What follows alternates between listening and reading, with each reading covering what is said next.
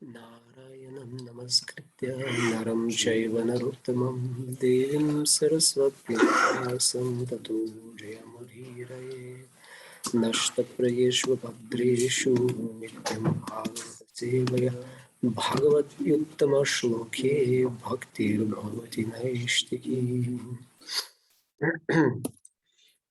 Четем от Шримад Бхагаватам, 11-та песен, текст 46 от 14 глава. Dhyanenetham sutivhrena yunjato yogino mana sanyasyātyāshu nirvānam dravya-jnana kriya brahma. Dhyanena с медитация. Итхам, както бе обяснено, сутиврена, изключително концентриран. Юнджата, на този, който практикува. Йогина, на един йоги. Мана, умът. Самясяти, ще отиде заедно.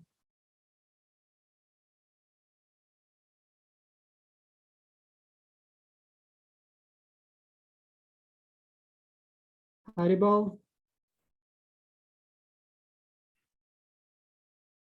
Харибол. Нищо не се чува. Да. Не. А сега чува ли се? Да. Okay. Има проблем с интернет. Така. Ашо бързо нирванам на унищожението дравя гьяна крия, основано на възприятието на материалните обекти, знанието и действията. Бхрама, илюзорното отъждествяване. Превод. Когато йоги така овладее своя ум с интензивна концентрирана медитация, неговото илюзорно отъждествяване с материалните обекти, знанието и дейностите много бързо изчезват. Или изчезва илюзорното му отъждествяване. Пояснение. Поради измамното материално отъждествяване ние приемаме нашето тяло и ум, телата и умовете на другите и материалният контрол да бъдат или свръхестествения материален контрол. What is the supernatural material control? Daiva? Demigods? Yeah, it's unusual use of the word supernatural. Yeah. Supernatural. In the modern context, it's something like... Yeah. Yes. That's how it sounds also. Yeah. The ghosts. Yeah. Spirits. Here it means demigods, yeah. Материалният контрол да са крайната реалност. Значи, кое е крайната реалност за тези, които са объркани от фалшиво материално отъждествяване? Тялото, ума, собственото тяло, умовете на другите и телата им и контролът на материалната природа. Този природен контрол се отнася до телата и умовете на полубоговете, които в крайна сметка са смирени слуги на върховната божествена личност. Дори могъщото слънце, което проявява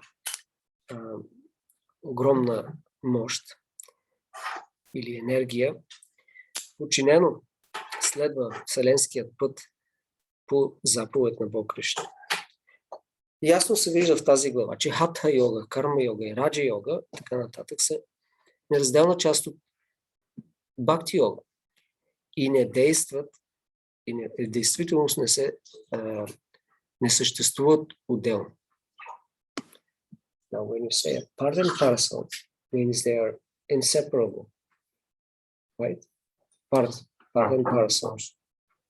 Part and parcel means hatha yoga, karma yoga, and raja yoga cannot be successful with bhakti yoga, and bhakti yoga cannot be without hatha and raja yoga. But because they are part and parcel, no? No. No, they're part of the bhakti. Okay. Целта на живота е Бог Кришна. И човек в крайна сметка трябва да достигне до нивото на чиста преданност, ако желае да усъвършенства своята медитация или йога практика. В зрелият стадий на преданността, както е описано в тази глава, човек се освобождава от изкуствената двойност на медитатор и обект на медитация и спонтанно се заема с слушане и възхваляване на върховната абсолютна истина. Такива действия на бхакти йога или дейности на бхакти йога са естествени, тъй като те проистичат от спонтанна любов. Когато човек възстанови своята изначална природа, като любящ слуга на Бог Кришна, другите йога методи престават да са интересни. Удава бил чист предан. Дори пред Бога, дори преди Богът започне неговите наставления. Затова не се очаквало Удава да изостави върховното ниво на това да е личен придружител на Бога, за да приеме механичните упражнения на йога система. Бхакти йога или преданото служене толкова възвишено, че дори в началните етапи на практиката човек е считан за освободен, тъй като всичките му дейности се извършват под подходящите насоки за удоволствието на Бога. Се извършват следвайки правилни наставления за удоволствието на Бога. В хата йога системата човек се концентрира с телесен контрол и гняна йога е считана за умозрително знание, спекулативно философско знание. И в двете системи човек влага усилия себично, желаейки да стане велик йоги или философ. Но такива егоистични дейности са описани в този текст като крия. Човек трябва да изостави илюзорните обозначения на дравия, гьяна и крия и да достигне до етапът на любовно служене на Бога без гордост. Така завършват поясненията на смирените слуги на Негова божествена милост. Бхактивиданта Свами Прабхупад към 11-та песен, 14 глава на Шримад Бхагаватам озаглавена, но Кришна обяснява йога системата на Шри Удава. Any comments?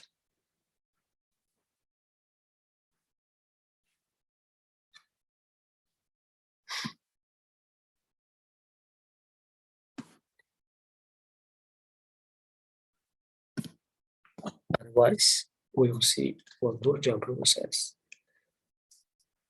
When we go back to the previous verse, which sounded astonishing for a devotee, because in the previous verse, Lord Krishna said that one should give up the meditation on his beautiful limbs to meditate on what? Huh? No. Before that. He described his body, and he said you should meditate on this beautiful, what was it, the word? Symmetrical, proportionate, perfect proportionate body. So, and then should withdraw the consciousness from the limbs and concentrate on the smiling face. And then we think that's it, right? That's the pinnacle of all meditation. And then Krishna says, and then you withdraw, meditate on my smiling face, and then meditate on the sky, and then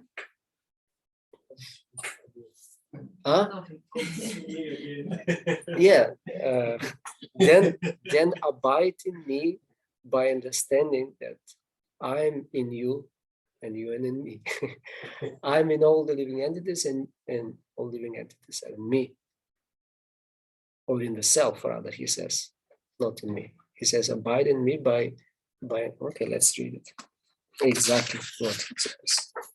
So, yes, this is the description of the form.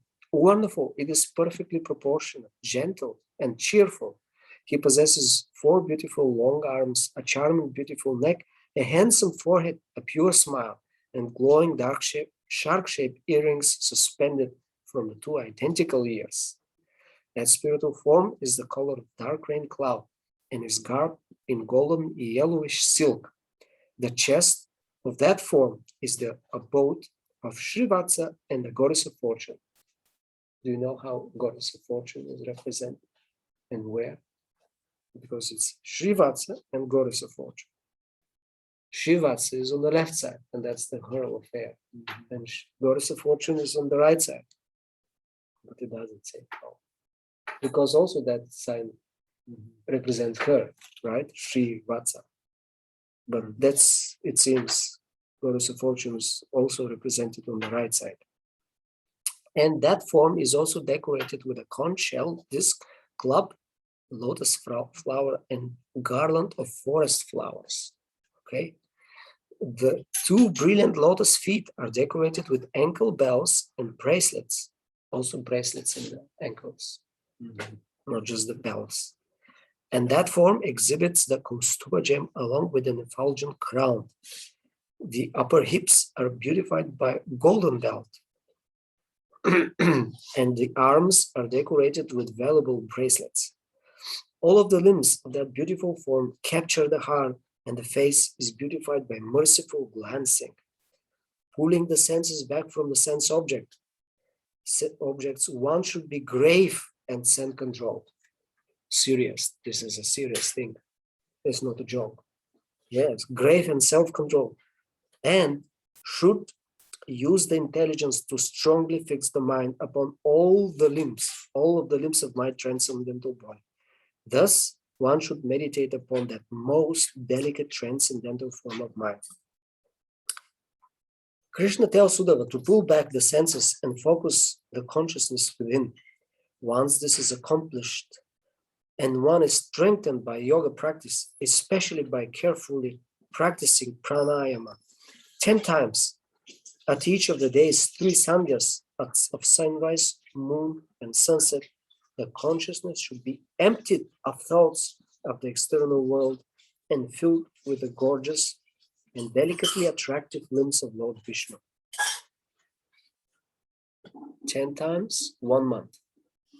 Okay, we should try.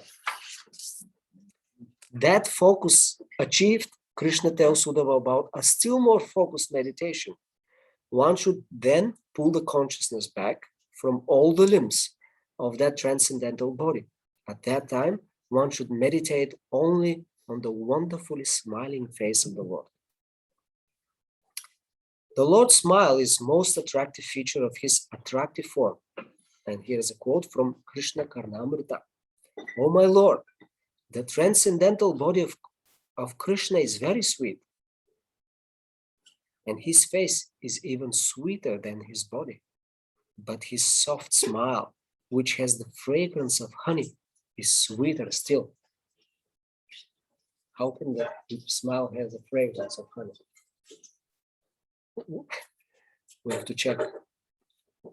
Go to Krishna. Can I smell your smile?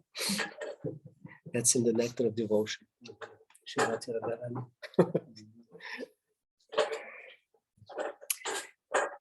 Was checking if Krishna has eaten something. Now comes the next stage of meditation, right? The real thing. For the yogi, attaining liberation, Krishna now recommends that the meditator give up his focus on the Lord Vishnu's form. Being established in meditation on Lord's face, one should then withdraw the consciousness and fix it in the sky. Okay, how can you fix the consciousness in the sky? Can you imagine? No? You must be attracted by fixing the consciousness in the sky. After seeing or meditating on the Lord's face, right? Then giving up such meditation, one should become, now after meditating on the sky, just give it up. No more meditation. One should become established in me and give up the process of meditation altogether.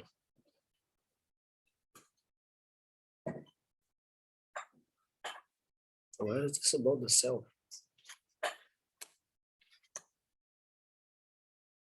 I guess it will come. Yeah, this is 44.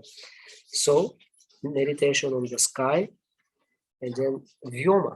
That was the word I remember. Vyoma really means the sky. Just meditate on the sky. And then stop the meditation at all. And become established in me. And then, so here is the quote from the purport which we read already in the BBT, and then Gurujan Prabhu explains a little bit more. It is interesting to know, before that he quotes Vishwanath Chakravarti.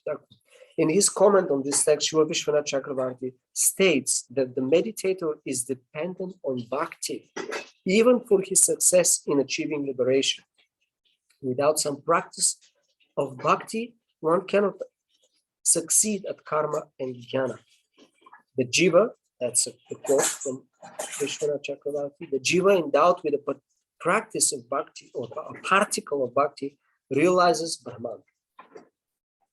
One who gives up karma and jnana must not desire to give up meditation through bhakti. Okay, so if you're interested in success in jnana, in moksha, in the liberation, which was the question of Uddhava, how to meditate to get liberation, you must have some bhakti, a particle. And this is a theme which Vishwanath Chakravarti Thakur many times explains, especially in Bhagavad Gita, in a few places. He says that you must have some bhakti to be successful, otherwise it's not possible.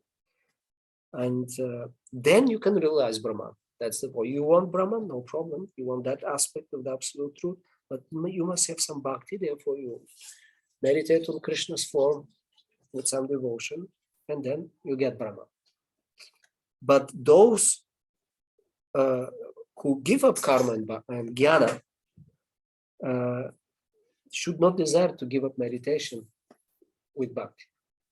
So that means these instructions are not for us, unless we're interested in jnana. Okay. It is interesting to know that the ability to withdraw the consciousness from Krishna's charming face is absent in the Vrajavasis, especially in the gopis. And so their experience of meditation is vastly different from that of yogis who want liberation.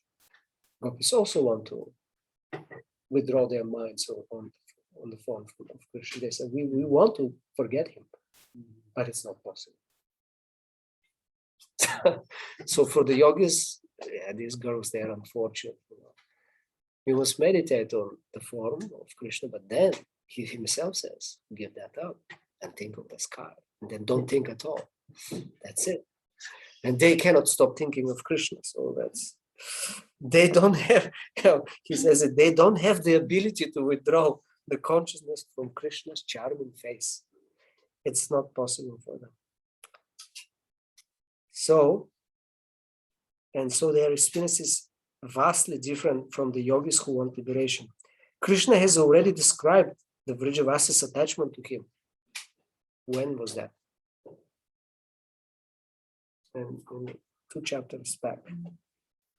Dear Uddhava, all of those nights that the gopis spent with me, their most dearly beloved in the land of Vrindavan, seemed to them to pass in less than a moment. Seemed to them. It was like in a moment. Bereft of my association, however, the gopis felt that those same nights dragged on forever, as if each night were equal to a day of Brahma. So in separation, the remembrance of Krishna's association is really long. But when it's there, it's so quick. Lord Krishna goes on to describe how the meditator sees the Supreme Lord and the jiva as inseparable. The individual jiva realizes that the Lord in his soul and himself in the Lord. This is the verse 45. then the yogi realizes that the self, the supreme self, he says, the self of all selves is within his soul, and he himself is in that supreme self. Just as one sees, what was the example he gives? The comparison, the sunshine and the sun. Just as one sees the sun's rays completely united with the sun. Jyotir, Jyotishi, Samyutam. And then here is the commentary of Vishwanath Chakravarti. You see, the language of this text may make it sound as if liberation ends with an impersonal conclusion, a merging of sun rays with the sun. But Srila Vishwanath Chakravarti Thakur dispels that idea. Jyotir, Jyotishi, Samyutam. Light is united with light. This refers to Brahman, the complete spiritual light of the Lord, and the Jiva, who is a particle of that light. So light goes to light. One particle goes to the whole particle, the Brahman. That's that type of liberation. Krishna concludes with a description of the samadhi that results from the focused practice he has just described. And this is today's verse. When the yogi thus controls his mind by intensely concentrated meditation, his illusory identification with material objects, knowledge, and activities is very quickly extinguished. Thus, the interdependent illusion created by false identification with the senses, sense devatas, this is the supernatural, sense devatas, and sense objects is destroyed. No more duality, Advaita. Just oneness. Isn't it?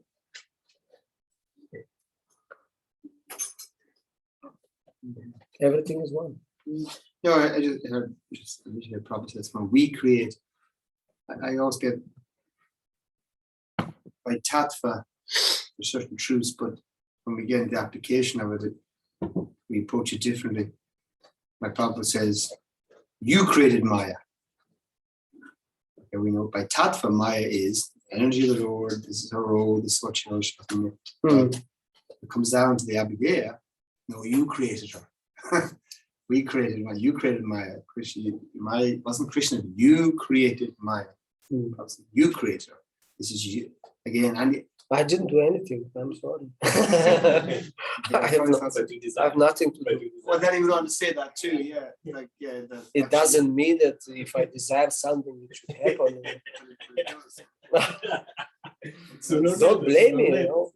I expect that the Lord will not fulfill this type of desire. So say no. Well, he doesn't actually. It's not what desire, what you deserve. It doesn't because it doesn't exist. What doesn't exist? Maya. It's just a superimposition on Brahman. And when you realize Brahman, you understand it was a dream. And dream was not real. That's what they say.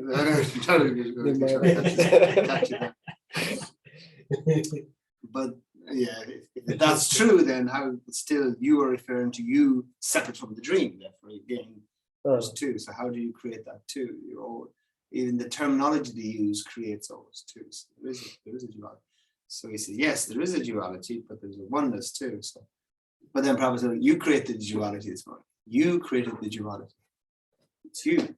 It's you. It's not. Krishna doesn't have it. Krishna doesn't have duality. Krishna has just Krishna, and everything belongs to Krishna. But we create the duality and think, okay, this could be mine. And this could be for my enjoyment. And I create the duality. Yeah. I always like that. I mean, again, it's tattva is one thing, but Maya and duality, and its responsibility is all in my head, even though it's all belongs to Krishna, but it's all my fault. Yeah, it's all my fault. You know, Krishna allows it, material nature arranges it, but I desired it. All my fault. Yeah, I think I mean, it's really interesting. You just try to imagine how, Krishna is speaking to Uddhava, his most intimate friend in Dwaraka. Would have asked him how to meditate, and then he describes this yoga. yoga. It's this part of 11th canto of the Uddhava Gita. Burjan Prabhu gives a table, and how many chapters are about bhakti, how many chapters on, not chapters, I mean the verses. There are some chapters they are combined. How many verses on bhakti, on jnana, and yoga, and maybe a little karma somewhere. So there is everything, because Krishna gives complete picture. But these verses are obviously in the next chapter also. Some part of it will be about yoga. And this was quite quick actually. Like Krishna gives more detail than Bhagavad Gita in 6th chapter. I mean the technical side. Here it was just in 2-3 verses. Okay, sit down, your hands, palms open, and then you focus on the tip of it. And then pranayama, the 12 angulas, raise the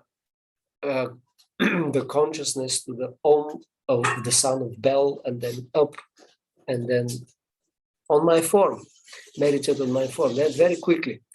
But I'm just imagining, and then he tells Uddhava, and you think about this wonderfully beautiful, and then you just focus on the beautiful smile, and Uddhava is like in ecstasy, yes, and then give up that and meditate on the sky. So I don't know. I just feel like there's a little bit pun here in that. Pun. Yeah. I mean, maybe. And Uddhava, and Krishna says it, and Uddhava is like, okay. But imagine if it's only bhakti. Krishna says again and again. He gives the highest. He says they're my devotees in Vrindavana. He already said it. They're the highest. And because it's Bhagavatam is a tree of desires. Yeah, fulfills all desires. This is accepted by all. So the yogis, if they read bhakti, the end is bhakti, the end is I meditate on the Lord, and that's it. That's the end. Just the face of smiling face. Where is the all pervading, becoming all pervading consciousness or something. So Krishna gives everyone something, and they're happy. Yes, that's it. So I follow it, and then they actually meditate on Krishna. That's how you have bhakti within. Otherwise, they'll just will not think at all about Krishna. And here it is. It's still unusual, because I was in the Bhagavad Gita, we have the same phenomena. Krishna discusses all the types of yoga. Yeah. And well, Prabhupada explains in a couple of purposes that Krishna had to do this, one, to reach out and attract everybody, but also to actually understand properly bhakti. One had done. It was required to talk about these other processes. One has to hear about the process.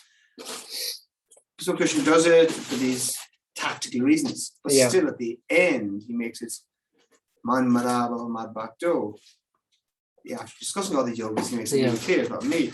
But here, even though the Uddhava Gita is meant to be after the Bhagavad Gita, but it is still unusual that it's like meditating in my form, then the sky, and then I do my face. Okay, that makes more sense. Yeah. Why doesn't the sky get the last word? And then no meditation at all. Just give it up. The sky. It is still a genuinely bewildering. Krishna ends on that one. This is the Gita. He makes it clear. He ends on himself. Yeah. Here is talking about, because here it's for the yogis. For the yogis. So they must be attracted also. No, Krishna explained the yoga system. So yeah. So the yogis want to hear at the end. But I'm just trying to imagine Uddhava, what Uddhava was thinking. What? After your lotus to think of the sky? What are you talking about? As a friend who knew Krishna had a twinkle in his eye. Yeah. It's okay, Krishna. It's for the sages who are not preaching to me here. Yeah. Because this was another point we can consider. We can say, well, that's not practical, this type of yoga. But actually, in third canto, it was said that Krishna asked Uddhava specifically, after hearing this teaching, to go to the sages of Naimisharanya and to tell this knowledge for the upcoming Kali Yuga. So this is something for Kali Yuga. Yeah. Well, the whole everything what is in Uddhava Gita, that was the idea. That's written in Bhagavatam for the Kali Yuga. So, and we said that they are part and parcels, hatha. We have to do it. No, it's very technical. Vishnu Chakravarti Thakur in that part before with the 12 angulas, and he says, obviously this is a very technical, detailed science, and it's not really practical, impossible to follow. But it's still for those who are completely focused on that. Yes, there's enough in the Shastra about these technical details, how exactly you measure, how move all these pranas and that, and focus direct the mind through the chakras, and so it's there. Service. Krishna. Service depends on your approach, of course, but normally they like we see here, it's just meditation, but that meditation is to withdraw your senses so that you really focus, and of course you have to focus on the most attractive so that you can forget of other things, and the most attractive is Krishna's form. But then if you really want liberation, to forget about yourself, that there is no you and the object of meditation, give up that meditation also and become a particle of sunshine in the sunshine. Light goes to light, become just particle of Brahman. If you want that, and there are jivas who want that, that's an attractive proposition. That's why Shastra gives it. It's all over the place. In Moksha Dharma and Mahabharata, and of course Patanjali Sutras, Yoga Sutras, and many Upanishads. So it's an option. You have to be a little bhakti. Yeah, that's the point here. Therefore, Krishna gives them chance. And then they take it like that. Yes, bhakti is very nice. The real impersonalists who are kind of serious, they know Shastra, like from last century, Shivananda, he's very famous, wrote, I don't know, hundreds of books. And he chanted Hare Krishna really seriously. Some say 64 hours, but at least he asked most of his disciples who lived there in Rishikesh, his sannyasis. Once he said, now we have to follow Shastra. It says chant Hare Krishna. This is the Kalisantarana Upanishad. And Kirtan, because that's also, it says specifically about Kirtan. So he told them, we start Kirtan now. And then they did a few hours. He says, no, Akhanda Kirtan, without stop. It should go on. And they're like, they're all there, yogis, Gyanis, impersonalists, chanting. Right? There are recordings of him chanting also. Shivananda, some old ones, I don't know, from the 50s or where he left. Yeah, there are some recordings, sorry. So he was chanting Hare Krishna, but the ultimate goal is Advaita, liberation. Chant because it's Shastra says it. And that is, Bhakti, he has a book on Bhakti Yoga. Bhakti Yoga is prominent. It's important. Krishna recommends it. How can you reject it? But what is the goal of your practice? You want liberation? Ultimately, I don't have anything to do with personal form of the Lord. That's boring. But merging with Brahman, that's the real thing.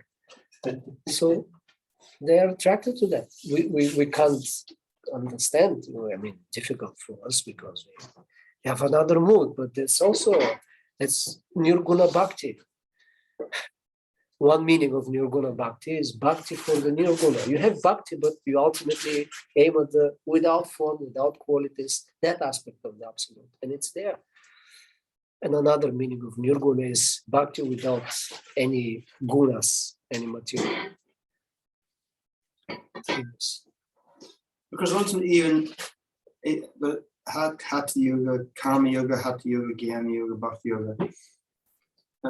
Sometimes, even though we have such compartmentalized understandings which have a role to play, but ultimately there's really one yoga. Yeah, to connect with the Supreme. And these stages are there depending on your adhikari. On your adhikari and desire. For particular aspect of that. Yeah. And you may say some bhakti has to be there. Well, because it has to be there because it's intrinsic. It's intrinsic to the very aspect of wanting to connect. Connect means relationship.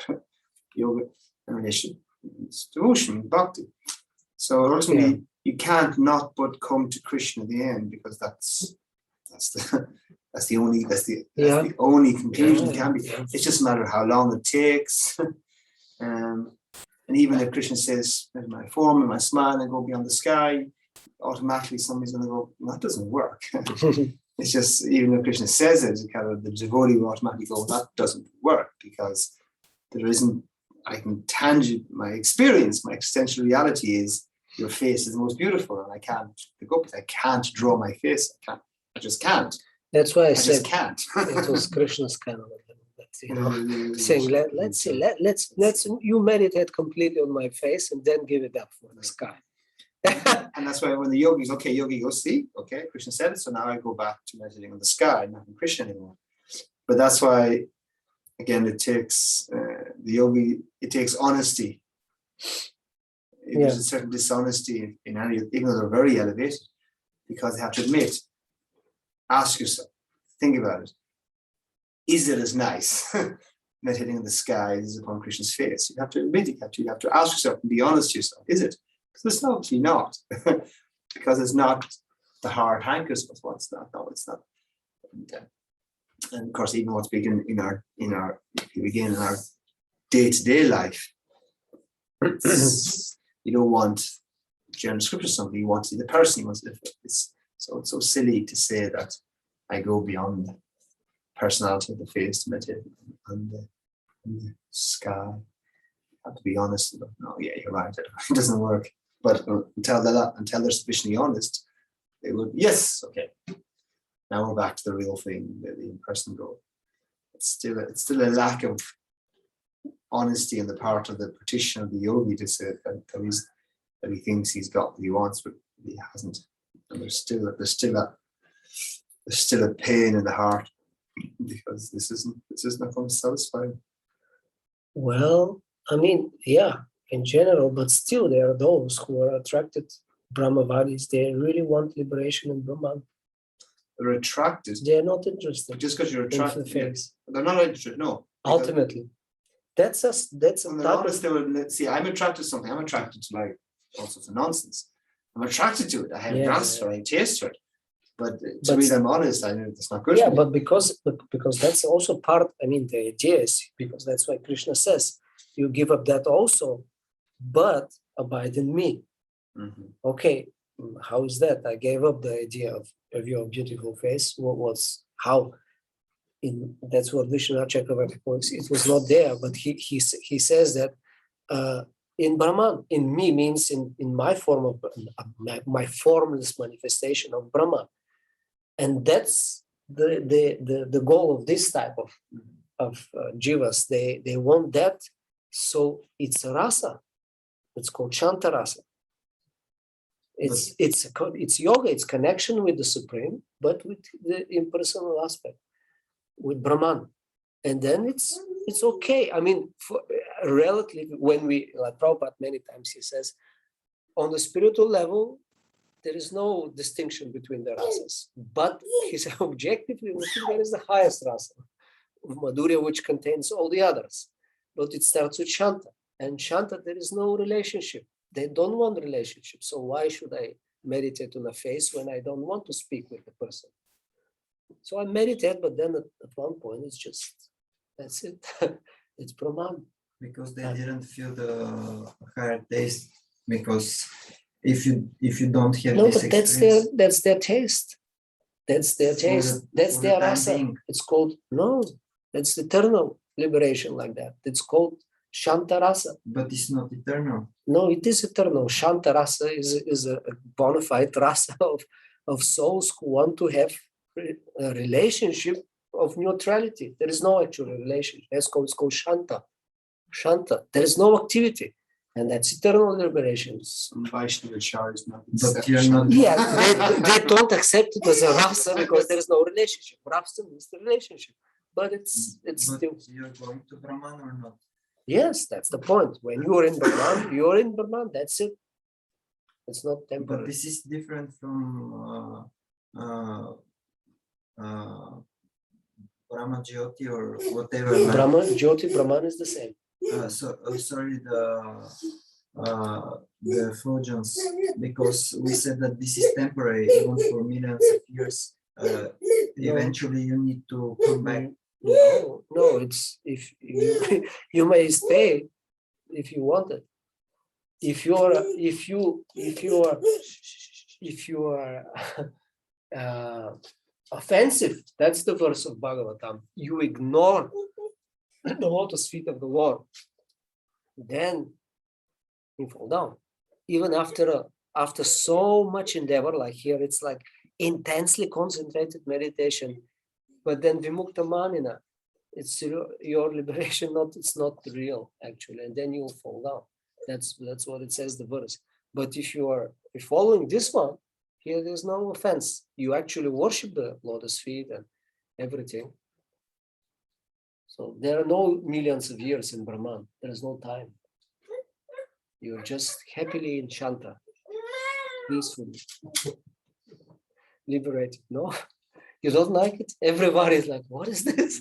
But there are people who want it. What's the problem?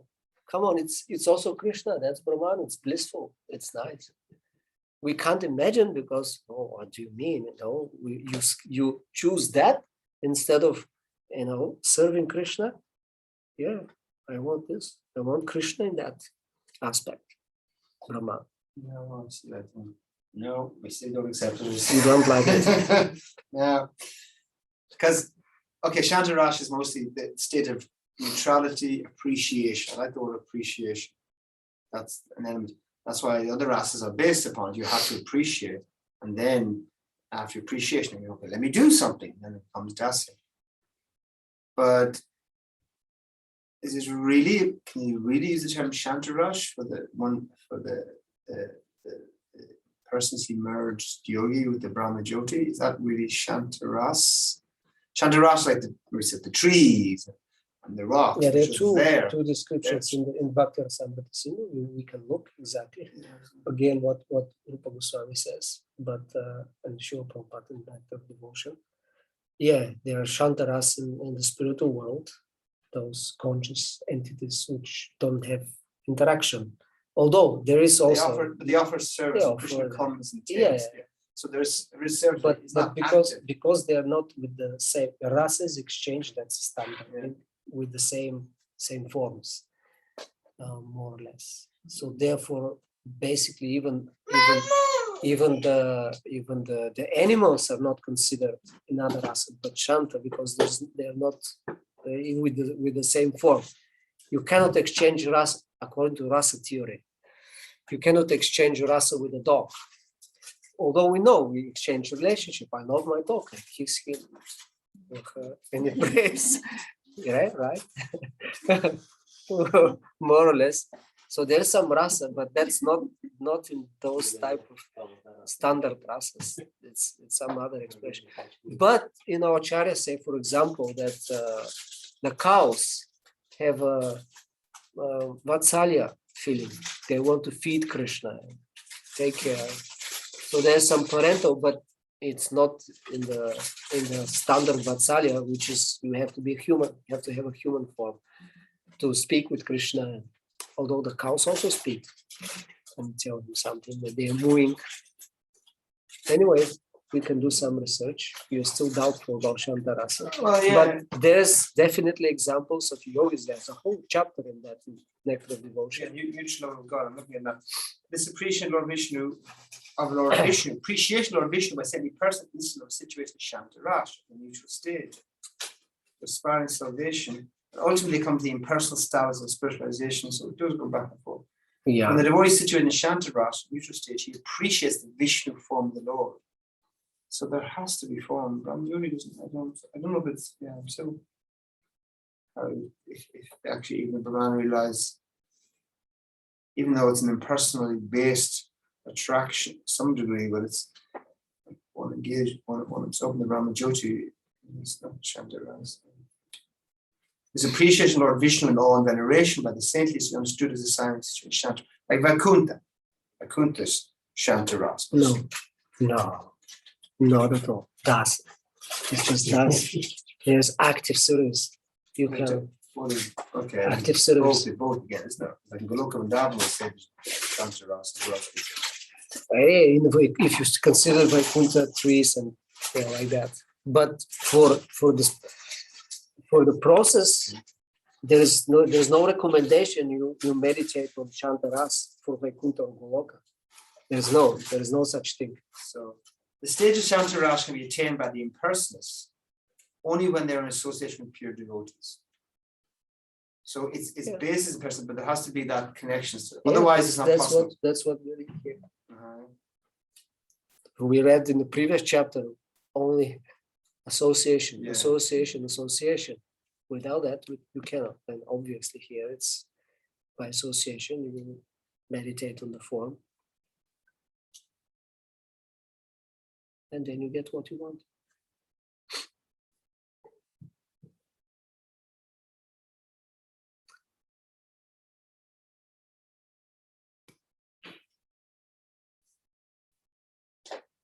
You don't like to admit no, this is not possible. We don't accept the personal relation. Yes, we don't. But it's in the Shastra. Sayujya Mukti. Why it's there? If it's not real. If it's real, Sayujya Mukti. You will become liberated, becoming Sayujya. Become part of Brahman. Now it's Maya. Nearly all the time when we hear of Sayujya, the Vaishnavas never accept. Never. They don't accept also the others, but this one is, of course, out of the list at all, completely. That's worse than hell for a devotee.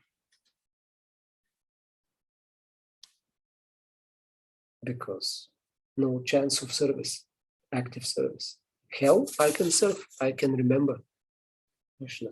Surya Swami and Bilbamangala Thakur gave up the impersonal conception of the absolute truth to take devotional service, are the best examples of devotees situated in a neutral state. According to some authorities, this condition cannot be accepted as one of the transcendental humors or rasas. Yeah. Srila Goswami says that even if one is not accepted as a transcendental humor, one must still accept it as the beginning position of devotional service. However, if one is not further raised to the platform of actual service to the Lord, he's not considered to be on the platform of transcendental level. In this connection, then in Cantu, Lord Krishna personally instructs Uddhava, the state of being established in my personal forms by Shantarasa. And so without being situated in this position, no one can advance actual service. So Shantarasa is the basis, it's the foundation. Yeah. But it in itself, the question of the rasa. Yeah. There is no exchange. Actually. Mellow. Yeah. Окей, Судама бро, коментар от тебе, само подкрепяш с одобрителни възклицания. Okay. Yeah, this comes many times. What Prabhupada says here, he mentions it in Bhagavad Gita, and Vishwanath Chakravarti Thakur in his also purports. But Prabhupada, especially in Bhagavad Gita, that's the only chance of somebody, mumukshu, those type of yogis or gyanis who are after liberation. Their only chance is association with pure devotees. And that's how Jayava Dharma starts. Some liberated, already kind of sannyasi gave up everything, full knowledge, his meditation and study, and just sees someone walking and dancing and singing. And then Who is that? from far away, but just by seeing that, he felt ecstatic. Who is that? He asked around, who is that? Oh, that's a devotee of Lord Chaitanya. Ah, where I can find them? You find them in Navadvip. So he goes there, finds a guru, a follower of Mahaprabhu, surrenders. He gives him, you chant this. In a couple of weeks, he's in Baba. He already knows his identity, Swarupa, and a little adjustment was there. But that's it. So why was so quick? Because he was already liberated. And by the power of association, he becomes so much attracted. Yeah, Kumaras, other examples. Okay. Jai Srila Prabhupada ki jai.